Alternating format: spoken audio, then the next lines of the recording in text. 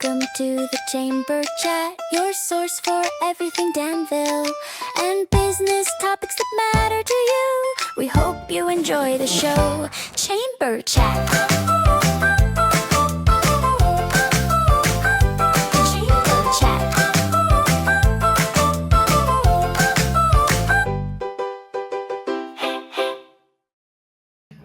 Hi everyone, welcome back to the Chamber Chat. It's Jocelyn and Kelly, and today we are here with Jenny from Family Promise. Jenny, go ahead and introduce yourself. I'm Jenny Crago. I'm the CEO of Family Promise here in Hendricks County. Love it.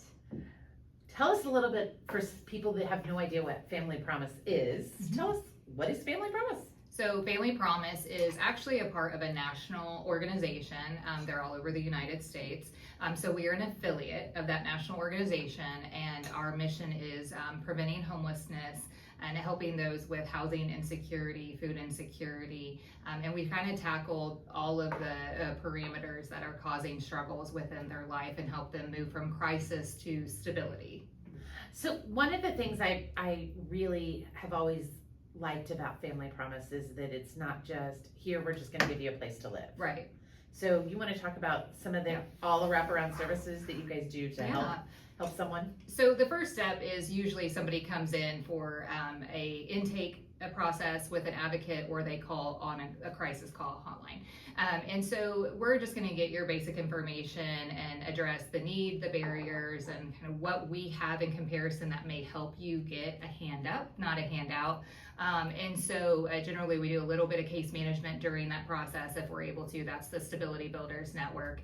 And then if the person is a little bit higher need, maybe they're struggling, they've lost their job, and it's not just this short-term fix, we're going to see if they qualify for one of our grant programs. And this embedding of employment coaching, financial education, and just providing educational resources in general it's always within that case management. So we're not just handing money out or handing gift cards out. We're really working with them to stabilize them and not just learn and understand, but also adapt to that process as well of how to become more stable and make maybe better choices, avoid some of those hardships, predatory loan situations and things like that. Whenever we do assist them with any type of utility payment or a rental payment, we're making pledges and we're paying the vendors directly. So nobody just gets a check and walks out of the door. It's going to be paid directly to that vendor or owner. And so that's essentially what they come in, and we're going to also address the low-hanging fruit. Is there a resource or a service like food stamps that they're not enrolled in? Do we need to help them with like Social Security or Medicare? And so that wraparound happens from the get-go, so that we can just address the core root of the problems and work up from there.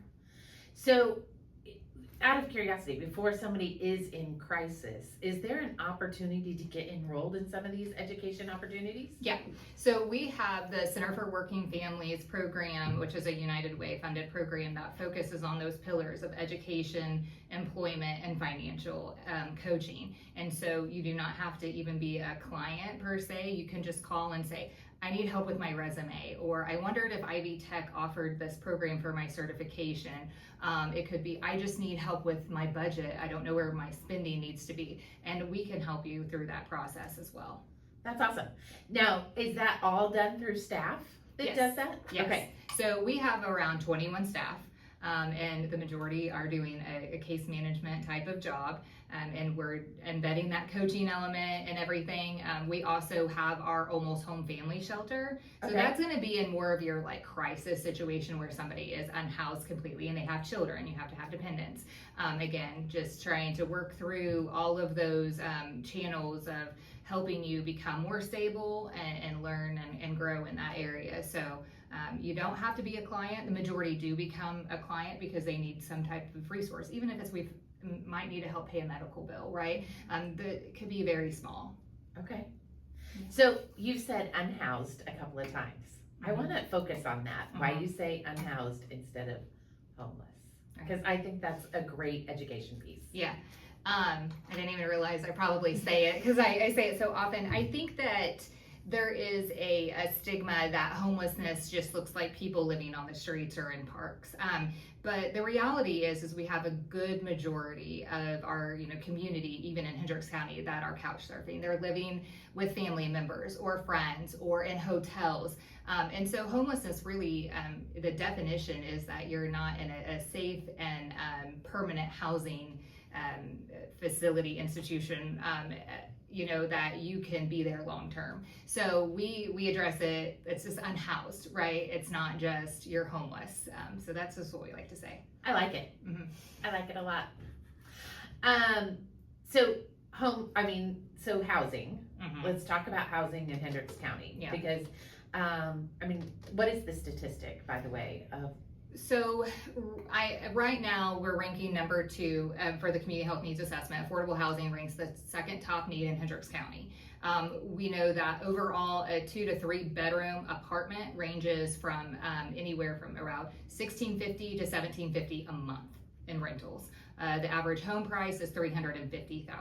So it's just significantly high. We see around anywhere from 3,000 to 5,000 people a year. I know our impact's going to be even greater with inflation this year. So, the statistics kind of ebb and flow, but we know that with an average rental of $1,700, that many people cannot afford to live there, especially if they don't have a living wage. So they're deciding between, do I, feed my family and Right. do I pay a car payment or do I pay my rent this month?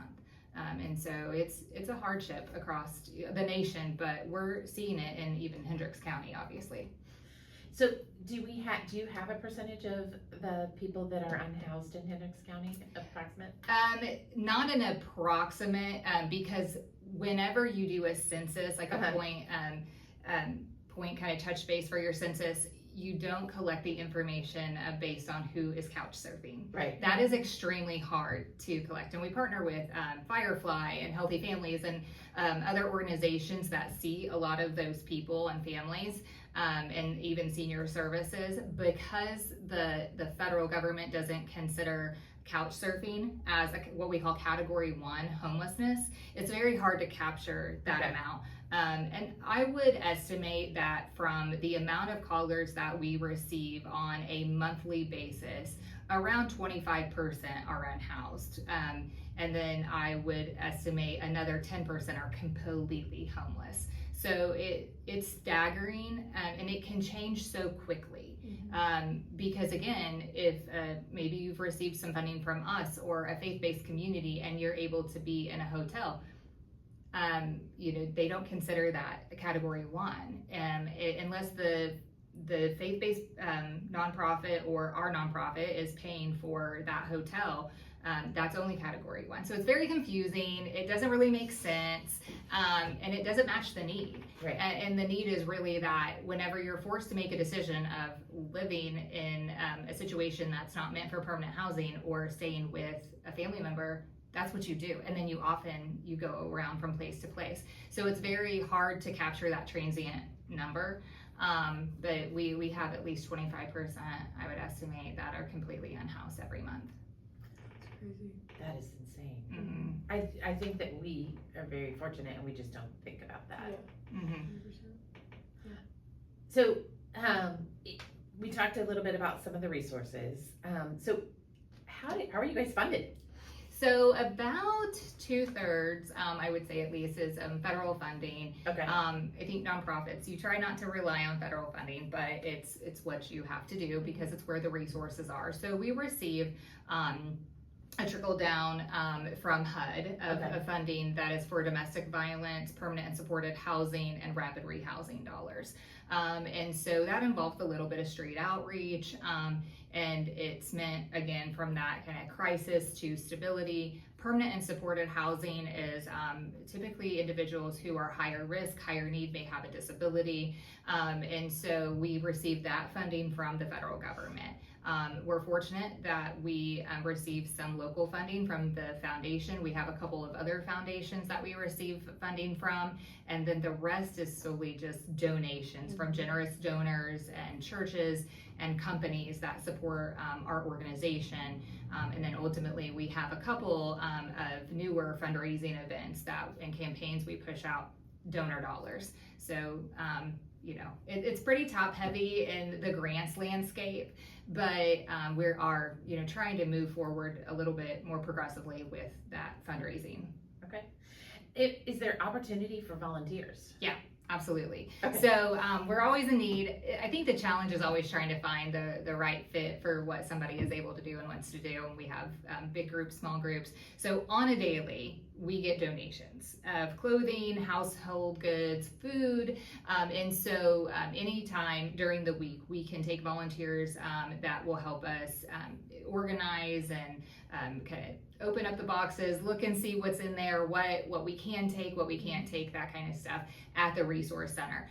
We have a need for landscaping, like our playground at the Almost Home Shelter needs weeding and it needs some landscaping done. So we've had some volunteers from a couple local churches this week with some of our townhouses that are helping do the landscaping. And then overall, we have some bigger things that can often be done too, as far as around the resource center and our properties that we always need help with. And it just really depends on the need and what we've received that week. And then if you really want to help out in other meaningful ways, like we always accept people who maybe want to help take a client somewhere, maybe a doctor's appointment or their job. Those are the types of volunteer activities, childcare for our support groups in our shelter, tutoring. So really, we're also open for suggestions. If somebody's like, this is my gift and this is what I would like to do for Family Promise, we will take you up on that offer. I love that. So we're seeing across the county, childcare is also another hot topic that we discuss in our public policy and, that kind of thing. What are you seeing with your population is it hard to? It's so hard. CCDF vouchers, which are the vouchers that pay for lower income families to receive a discount on childcare, free childcare, so that they can go and work, were paused this last year. And so with that pause that's happening, very few are getting approved. And so it is a challenge of if there's an affordable daycare, and we know that in our community, the average is around $300 a week for an infant. And then it's around $200 for a toddler to pre-K. So imagine a $21 an hour job trying to pay that. And so we do work with and collaborate with Child Care Answers and St. Mark's Child Care, a lot of child care in the community, and try to assist with that. We have notoriously paid for some weeks here and there so a parent can just get their start.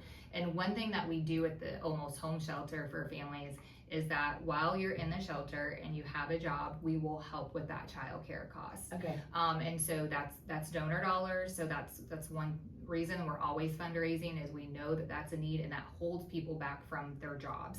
And so the child care situation that's occurring right now has just affected families tremendously.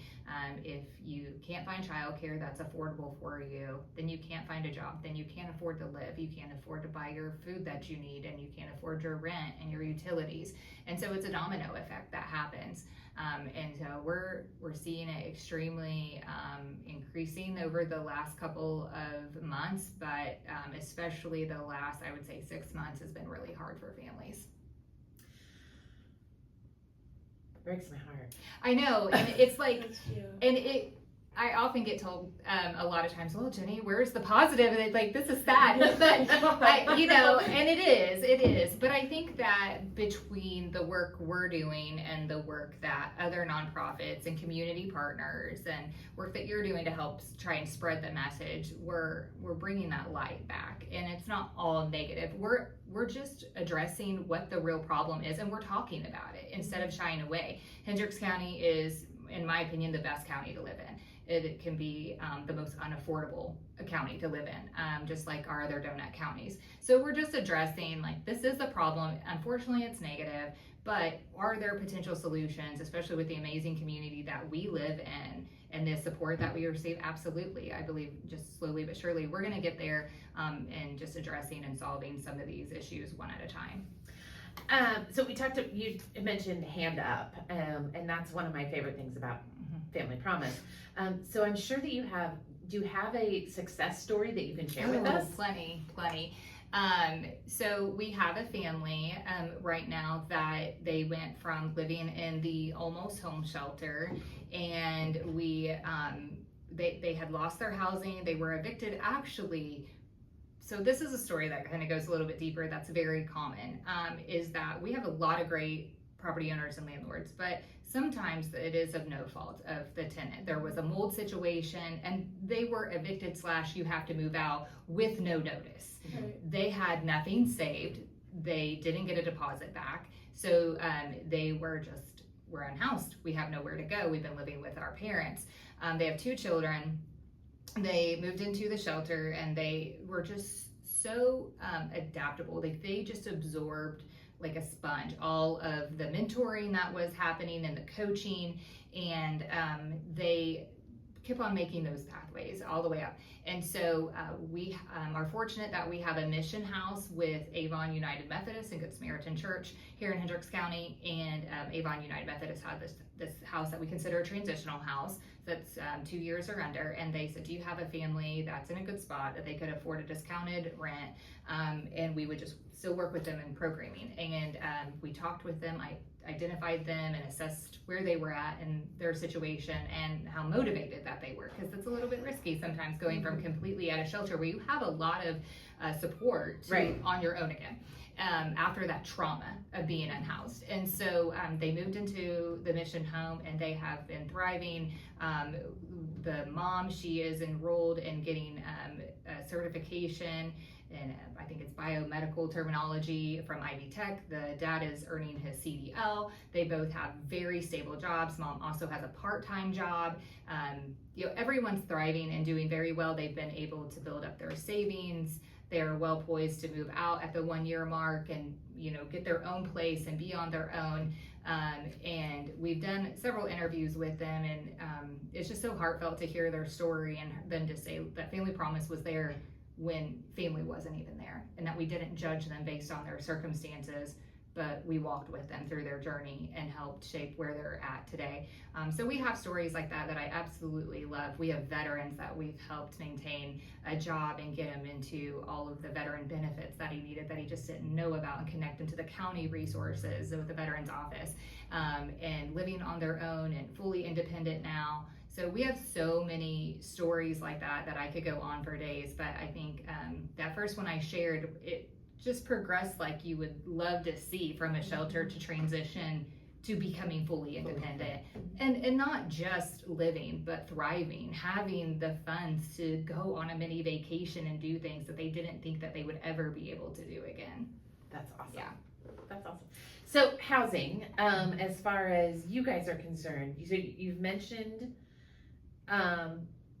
the shelter, Right. Correct? And then what do you guys have outside? Don't you guys have things outside the shelter that you guys help? Okay. So we have a few partnerships. One of our, not a few, we have a lot. We have a lot of amazing partners, and a couple of them are not just the churches for transitional housing, but we have a partnership with the Community Development Corporation, Powerhouse, which owns the primary colored houses on Scannell Lane, 300 South, and Plainfield. That's on the same lane as our Almost Home shelter.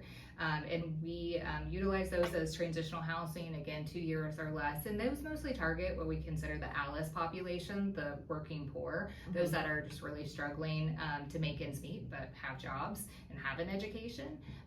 In fact, we have, teachers that, are struggling as well, and different, county, people that are working, just trying to, maintain the cost of living. But on that specific, area, that's transitional housing, so 2 years or less of an agreement at prorated rent. We're keeping it below fair market value. We're embedding that coaching model with case management in it. We're inviting them to keys to tenancy and classes that they can benefit from, partnerships with like Citizens Bank on that financial education. So we have the shared housing there as well. We have a men's shared housing, so it's 4 men that share a house, and they each pay a percentage of rent. And then we have single moms, and then we have single women. And so we do have that shared housing element and it's all transitional. So I know I'm throwing a lot of like key definitions out because this is our world that we live in.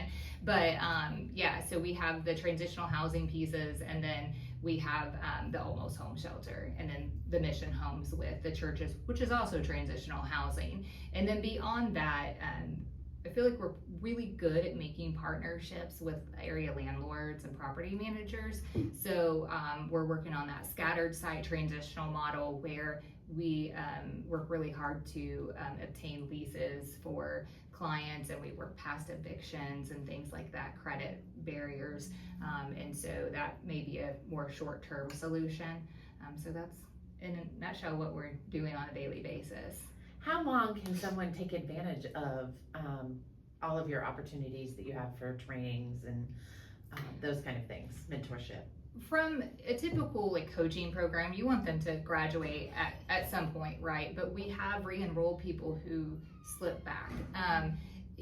We always want them to come to us as long as that they need that extra guidance and mentorship. We're not going to turn anybody away. We may not have time to meet with them all the time because we don't have funding for that to support the operations, but most of our programming is 2 years or less. Okay. And then when you'll see with the kind of Center for Working Families programs, it's about a year, give or take, because we want to see you kind of gradually gain that independence and be motivated and everything. So, but we're not going to kick anybody out. If they come back to us and they're like, I just fell back, I need some coaching on this, then we absolutely take them with open arms and try to do what we can.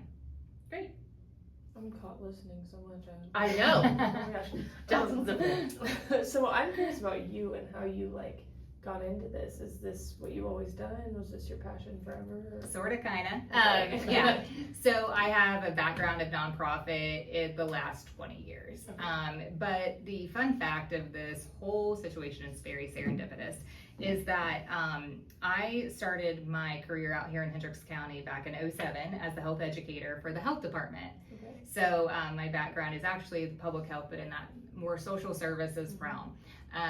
And shout out to the health department, always be like some of my faves. Gave me my roots and had a great couple of bosses that really allowed me to gain the exposure in the community. And I was one of the employees at the time that started the Hendricks County Health Partnership before it was a 501c3. So it's amazing to see what it has grown to be.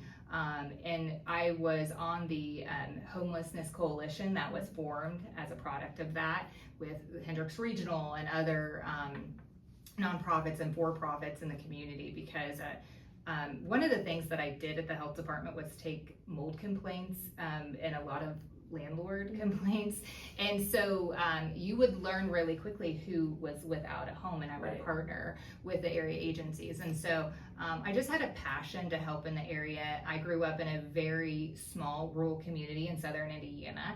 I moved around a lot. I was a product of I guess trying to persevere with my family, seeing the struggles, being a part of job loss and things like that, and where a family promise doesn't exist. So I always knew, like from the very beginning, even at the health department, that this was something that I would love to do one day. And so whenever the first part-time employee was hired for Family Promise, I had even told my friends, like, that would be so great. But when you have a family, you can't be part-time.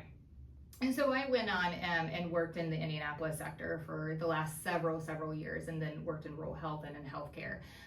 And so when this opportunity was online, I had a couple of my colleagues and friends that actually said, do you remember when you said that you would apply for that? And so I thought, no way. And I actually applied for the position on the very last day that it was available.